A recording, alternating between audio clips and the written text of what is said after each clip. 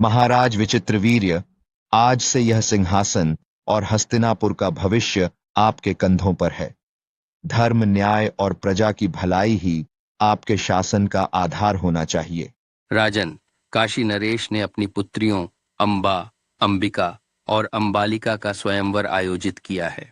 स्वयंवर केवल विवाह का अवसर नहीं, यह राजनैतिक गठबंधन का एक महत्वपूर्ण क्षण है। मैं स्वयं वहां जाकर हस्तिनापुर के लिए इन राजकुमारियों का वरण करूंगा।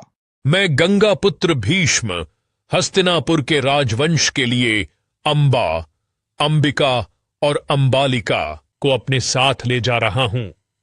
जो योद्धा इसे रोकने का सामर्थ्य रखता है वह आगे आए। भीष्म का पराक्रम और उनकी निष्ठा वंदनीय है, परंतु धर्म केवल युद्ध और विजय तक सीमित नहीं है। धर्म का वास्तविक अर्थ है सबके अधिकारों और भावनाओं का सम्मान करना। महाराज विचित्रवीर्य, यह अंबा, अंबिका और अंबालिका हैं। मैंने इन्हें आपके विवाह के लिए काशी से सम्मान पूर्वक लाया है। भीष्म, मैं पहले ही शाल्वराज को अपना हृदय और वचन दे चुकी हूँ। मेरा विवाह किसी और से नहीं हो सकता। यदि तुम्हारा मन शाल्वराज में ही अटका है तो मैं स्वयं तुम्हें उनके पास भेजूंगा। तुम्हारा सुख और अधिकार मेरे धर्म से ऊपर है। राजन शाल्व, मैं आपके पास लौटी हूँ। भीष्म ने मुझे यहाँ भेजा है। क्या आप मुझे स्वीकार करेंगे? अंबा, मैं पराजित योद्धा हूं। तुम्हें भीष्म ने जीत कर यहां भेजा है। मैं पराजित राजाओं का दान स्वीकार नहीं करता। तुम्हारे सम्मान का भार मेरे राज्य पर नहीं हो सकता। राजन, यह मेरे जीवन और सम्मान का प्रश्न है। आप ऐसे कैसे? अंबा, लौट जाओ। तुम्हारा स्थान न यहां है और न मेरे जीवन में। भीष्म, शाल्वराज ने मुझे अस्वीकार कर दिया। मेरे जीवन और सम्मान का अंत किसके कारण हुआ? यह सब तुम्हारे निर्णय का परिणाम है। अब मैं तुमसे विवाह की मांग करती हूँ।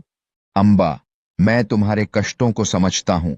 तुम्हारा दुख मेरा धर्म है, लेकिन मेरी प्रतिज्ञा मुझे विवाह का अधिकार नहीं देती। गंगा पुत्र भीष्म ने जीवन भर के लिए ब्रह्मचर्य का व्रत लिया है।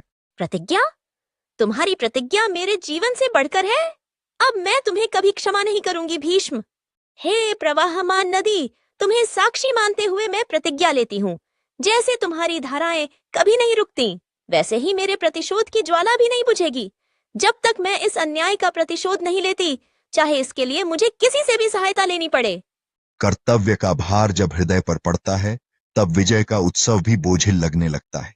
अंबा की पीड़ा केवल उसका अपमान नहीं, बल्कि उस धर्म का प्रश्न है जिसे भीष्म ने अपने व्रत में बांध रखा है। धर्म का मार्ग केवल शक्ति से नहीं, करुणा और समझ से भी प्रशस्त होता है।